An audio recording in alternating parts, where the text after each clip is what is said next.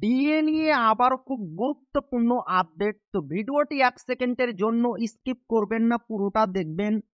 আর আপনি যদি আমাদের চ্যানেলের নতুন দর্শক হয়ে থাকেন এবং চ্যানেলকে সাবস্ক্রাইব না করে থাকেন, তো অবশ্যই চ্যানেলকে সাবস্ক্রাইব করবেন এবং আমাদের পাশে থাকবেন। তো ভিডিওটি শুরু করা যাক। মিলেছে মাত্র 4% ডিএ। এবার সুপ্রিম কোর্টে বিরাট পদক্ষেপ, রাজ্য সরকারি কর্মীদের ঘুরবে মোড়। বাজেটে রাজ্য সরকারি কর্মচারীদের জন্য 4% ডিএ বৃদ্ধি করেছে মমতা সরকার। যা নিয়ে সন্তুষ্ট নন অনেকেই।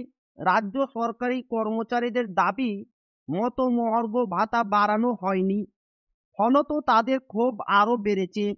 এরই মধ্যে সুপ্রিম কোর্টে যে বকেয়া ডিএ মামলা চলছে তা নিয়ে শীর্ষ আদালতের রেজিস্ট্রারের কাছে ইমেল পাঠানো হলো। এমনই জানালেন কনফেডারেশন অফ স্টেট গভর্নমেন্ট এমপ্লয়িজের সাধারণ সম্পাদক মলয় মুখোপাধ্যায়। মলয় মুখোপাধ্যায় বলেছেন, ডিএ মামলা দ্রুত শোনার জন্য সর্বোচ্চ আদালতের রেজিস্ট্রারের কাছে মেল করা হয়েছে। মেলি advocate and record Shekhar Kumar জানিয়েছেন, ডিএ মামলার পরবর্তী শুনানির সম্ভাব্য দিন হিসেবে সুপ্রিম কোর্টের ওয়েবসাইটে 25শে মার্চ 2025 সাল দেখানো হচ্ছে। যাতে সেদিন মামলাটি শোনা হয় সেই আর্জি জানানো হয়েছে। এতদিন ডিএ মামলা চলছিল জাস্টিস ঋষিকেশ রায় এবং জাস্টিস এস ভাট্টির ডিভিশন বেঞ্চে। এর মধ্যে বিচারপতি ঋষিকেশ রায় অবসর গ্রহণ করায় সুপ্রিম কোর্টের নয়া বেঞ্চে এই মামলার শুনানি হওয়ার কথা। সুপ্রিম কোর্টে যে মামলা চলছে তা পঞ্চম বেতন কমিশনের আওতায় পশ্চিমবঙ্গের রাজ্য সরকারি কর্মচারীদের ডিএ মামলা। আর বর্তমানে ষষ্ঠ পে কমিশনের আওতায় ডিএ পাচ্ছেন বাংলার সরকারি কর্মীরা।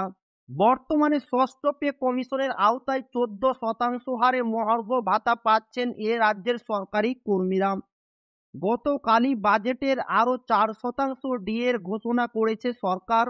অর্থাৎ 18% এই বর্ধিত ডিএ কার্যকর হবে আগামী 1 এপ্রিল থেকে। এদিকে কেন্দ্রীয় সরকারি কর্মীরা 53% হারে ডিএ পাচ্ছেন। অর্থাৎ কেন্দ্র রাজ্য ব্যবধান সামান্য কমে হলেও 35%।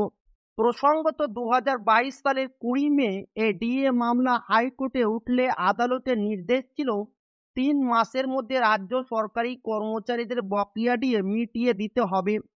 তবে সেবার জয় পেলেও মেলেনি বকেয়া।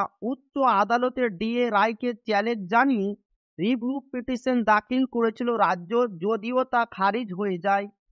এরই মাঝে 3টি রাজ্য সরকারি কর্মচারী সংগঠন রাজ্যের বিরুদ্ধে আদালত অবমাননার মামলা দায়ের করে। সেই মামলার মধ্যে পাল্টা সুপ্রিম কোর্টে যায় রাজ্য। সেই 2022 সালের নভেম্বর থেকে সুপ্রিম কোর্টে ডিএ মামলা চলছে। বর্তমানে 2025 সাল। এর মধ্যে একাধিকবার সুপ্রিম কোর্টে ডিএ মামলা আদালতে উঠলেও বারে বারে শুনানি পিছিয়ে গিয়েছে। তো এই ছিল ডিএ নিয়ে খুব গুরুত্বপূর্ণ আপডেট যা আপনাদের মাঝে শেয়ার করলাম। তো ভিডিওটি ভালো লাগলে অবশ্যই আপনার বন্ধুদের শেয়ার করবেন যাতে তাদের উপকার হয়। আর আপনি যদি এখনো আমাদের চ্যানেলকে সাবস্ক্রাইব না করে থাকেন তো অবশ্যই চ্যানেলকে সাবস্ক্রাইব করবেন এবং আমাদের পাশে থাকবেন। তো আবারও দেখা হবে ডিএ রিলেটেড খুব গুরুত্বপূর্ণ ভিডিওতে।